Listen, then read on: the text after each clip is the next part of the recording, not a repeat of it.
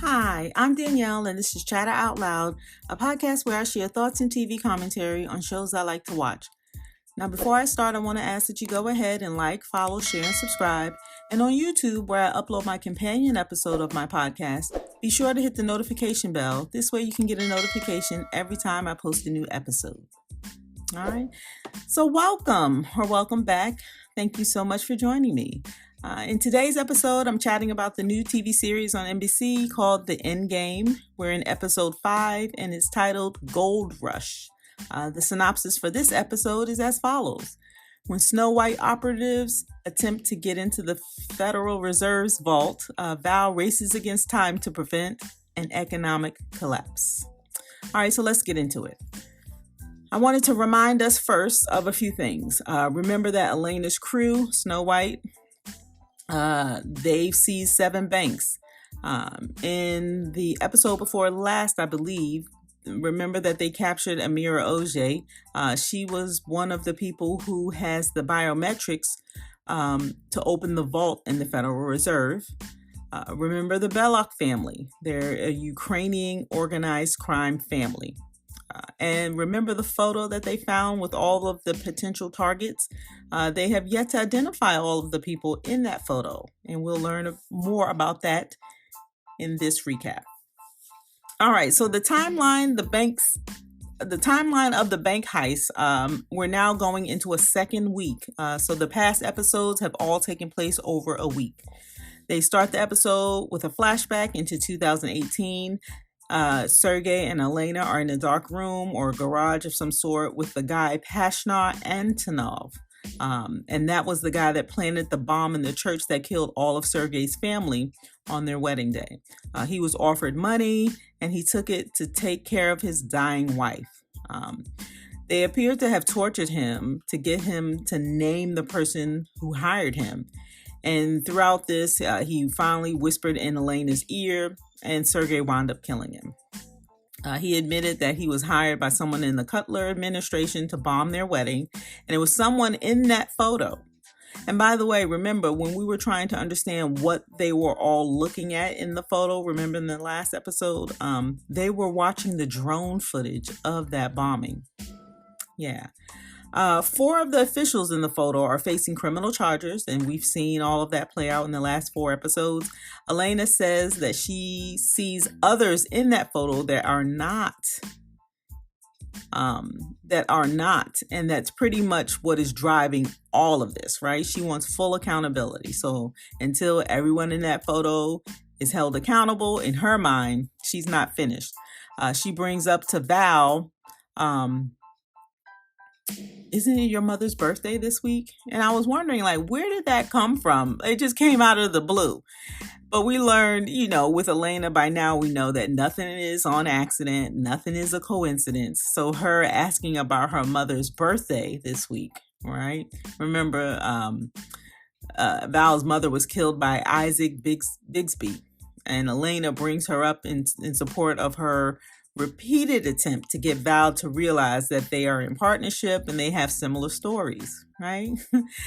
So when saying this, she asked Val, don't you wish you can hold him accountable? Talking about Isaac Bigsby. Remember, he was the one that murdered Elena's mom in retaliation for being arrested by he was the one that murdered Val's mother in retaliation of being arrested by Val's father. But he was thought to be dead. And in that moment, I'm thinking, is he really dead? Because why would she bring him up? Why would Elena ask Val, don't you wish that Isaac Bigsby could be held accountable? And she's like, no, he's dead, right? So I know I'll never get justice. Anyway, it was interesting that Val said she deals with reality and the here and now. And Elena said, you delve into the past. I don't know. I just love the dialect between the two of them. All right. During the 2018 flashback, we also see how Elena and Sergey scoped out Ahmed Abdel. He was one of the people in the photo. And at that time, he had an alcohol problem, which they probably used as leverage to get him to be a part of that team. But we'll talk about that in a few minutes. in terms of Ahmed Abdel. We'll talk about him in a few minutes. I wanted to also make a note that during this flashback, we also learned that this is the year that they find out that they are pregnant, Elena and Sergey. So 2018 is a marker of when they learned they were pregnant, right? So if we're talking about 2022, that means the baby would have to be around 4 years old now, maybe, right? Depending upon what time of the year we're in. All right. Bank 6 is the focus, right? In this episode, they are sure in terms of the production. They showed us the members of the board of this bank, right? They show us their pictures and their names. There's 4 of them. And that's important because that comes into play in terms of getting into the vault. So I wanted to name those 4 people. Anna Doherty, Scott McPherson, Amira Oje. Remember, I mentioned her earlier just a few minutes ago, starting this episode. And Seamus Plymouth. So just keep those names in mind. All right. In the bank, the hostages include two of the board members, and they grab Amira Oje and Scott McPherson.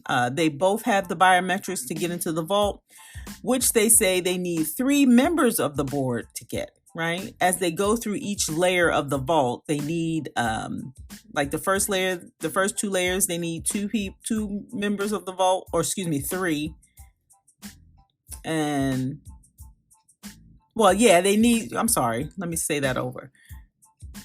To get through into the vault, there are layers, 3 different layers. And at any layer, they need 3 members of the board. And there are different pieces of information that they need, like a fingerprint, voice pattern, and then eyeball recognition.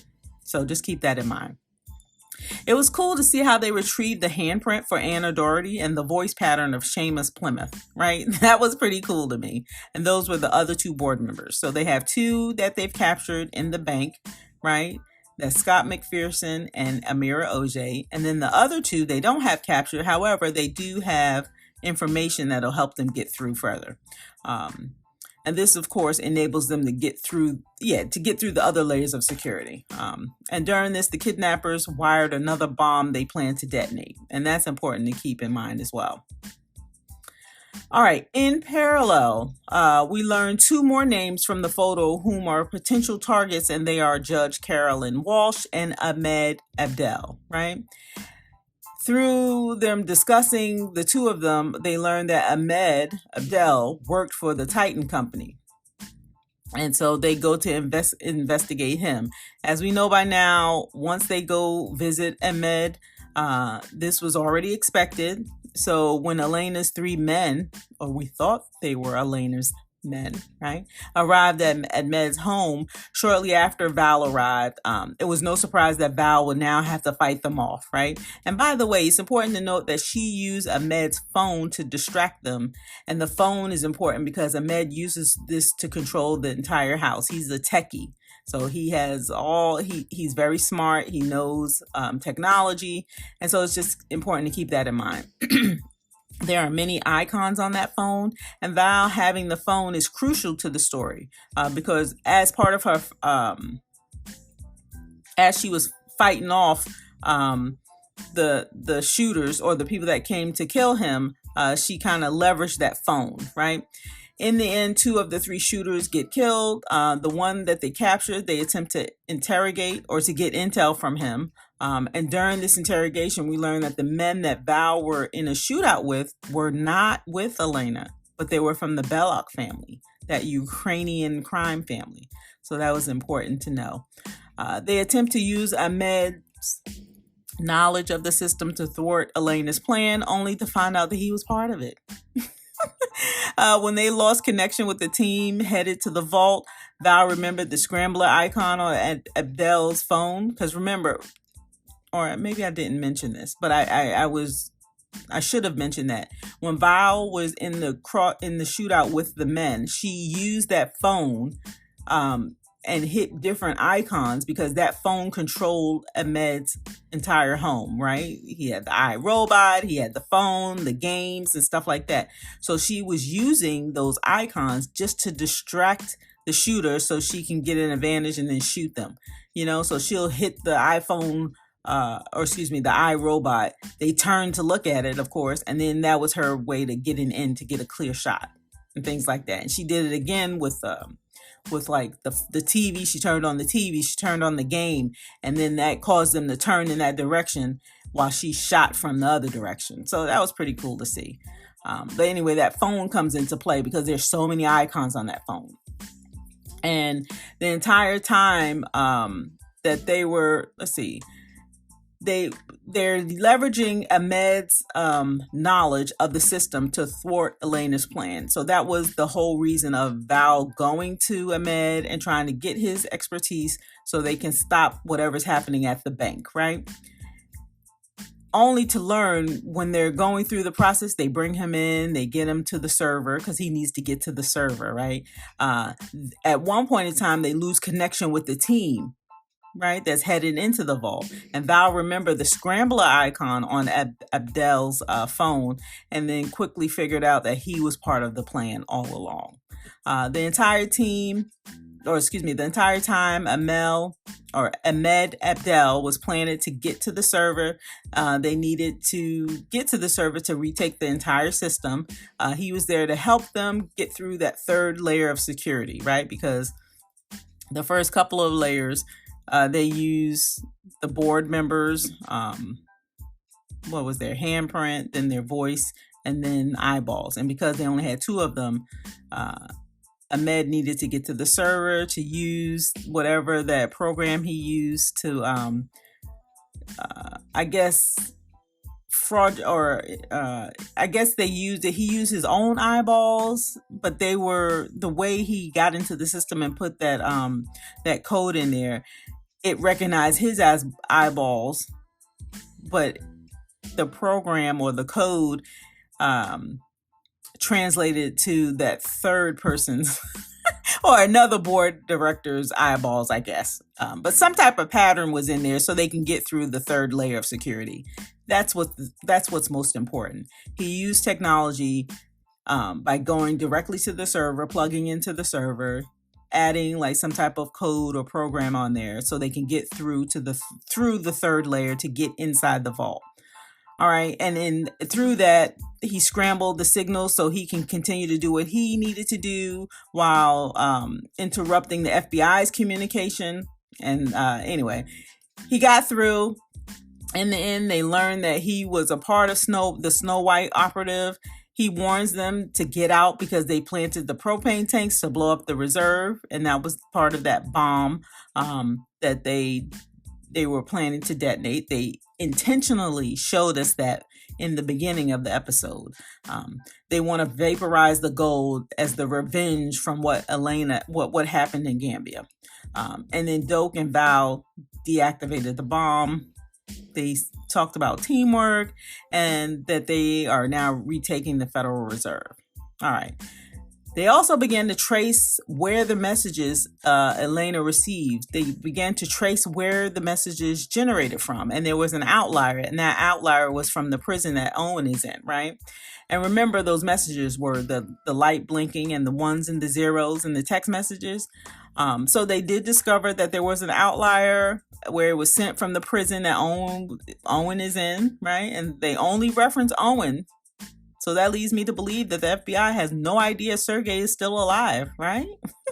The director sends Anthony to head to the prison to interrogate Owen to ask about the messages. By the way, this frustrates Doak because remember, he was demoted in the last episode. So he's all ticked off that now he has to listen to Val. And now he's frustrated because the director sent Anthony to the prison, but told Anthony, do not tell anyone what I'm telling you. And Doak was frustrated because he's not being kept in the loop. But this is right of the director to do, right? Because we don't know where Elena's people are planted at this point. So anyway, Doak feels like he's been raked over the coals and he's no longer in charge. And that's true. And it's so desperate in the end. And I'll talk about that in a second. All right. Anyway, Anthony doesn't get much from Owen during their discussion at the prison. So we think. I didn't catch any clues during that conversation, but it all ties up nicely in the end of the episode. But it was enough to get Owen. the fact that Anthony showed up was enough to get Owen to confront Sergey afterwards, right? Because Val was in the crossfire. And in that conversation between them, we learned that the men that came for Abdel were from the Belloc family, right? Sergey confirmed it by saying something like, Bellocs are no match for your wife. And we also learned that part of the overall plan was to draw out the Belloc family, right? Because, well, I don't know what the because is yet, but to draw out the Belloc family. So I think it's to get revenge on them somehow, but we are in the beginning of seeing how Elena will get revenge and why on the Belloc family. All right. Owen is pretty much ticked that Val was in this crossfire, and he winds up threatening Sergey that if anything happens to Val, he'll kill both him and Elena. Yeah. Towards the end, the director fills Val in on the messages sent to Elena. Remember, they figured out that those messages were coming from the prison, the outlier, right? And that's the prison Owen is in with Sergey, who, again, I don't believe the FBI knows that Sergey is alive. The directors sent Anthony to interrogate Owen in an attempt to see if any more messages to Elena would come through after that conversation. This is what he's telling Val, right? He said, I sent Anthony there just to see if that would prompt more messages to go to Elena, right? Because now they think that Owen is sending these messages. The last message was sent, and it said, Val and Abdel under fire. The new players are here. He orders Val not to go back to the prison to visit Owen, not without a wire, he says. When Anthony approaches Val after the call with the director, she begins asking Owen about Owen's demeanor. Like, did he seem upset? Right? The message was so straightforward. It's not like him. She's just trying to make sense of all of this. Val says that Owen made his choice and is with Elena and not with her. They get interrupted quickly because Doak is sharing that the chief of staff wants to talk with Val. It's probably some type of victory lap for the job well done. But Val's like, I'm not in the mood, and she doesn't go. That leaves Doak alone with the chief of staff, and he conveniently takes credit for the job. He's such a snake, right? He's like, yeah, the job had to get done, and I did it. Only to see in the next scene, prior to them capturing Elena's people in the vault where they deactivated the bomb, we see that was a decoy. That bomb was a decoy. It was meant to go there, and it was meant to be deactivated easily because the guy planted a brick of gold where the real bomb was attached, but no one figured that out. And when it opened, that panel opened, we saw that it read 48 minutes. So there's a bomb. Something's going to happen in 48 minutes. Or I should say, Doak is going to have egg on his face because it's going to blow up. Anyway, the episode ends back at Fort Totten. That's where they have Elena held. Val confronts Elena, trying to figure out what makes people turn, right? She tells Val to check her pocket. And then we see that in the first episode. We're checking pockets. And it's Isaac Bigsby's address. Yeah. According to Elena, he's been alive all these years. No accountability, no justice. And she tells Val, it's time for Val to tell her story, and she's dying to know how it ends. So I like that cliffhanger. I'm loving this series so far. It's another good episode. I'm trying to figure out, how did Isaac Bigsby survive, right? I want to know who he is. We want to get to know who that person is. And who planted that note in Val's pocket, right? So maybe I'll have to watch the episode again to see who is she close to? Who is putting things in her pocket? Anyway, what did you think of the episode? Did I miss anything? Leave me a comment and let me know. All right. And that's all I have. So be sure to come back and give me a listen. I'd love for you to like, follow, share, and subscribe. And consider leaving me a message. I'd love to engage with you. All right. My name is Danielle, and you're listening to my podcast, Chatter Out Loud. Thank you so much for joining me. And as always, I appreciate your support. That's all I have. Thanks again for listening, and I'll talk to you next time.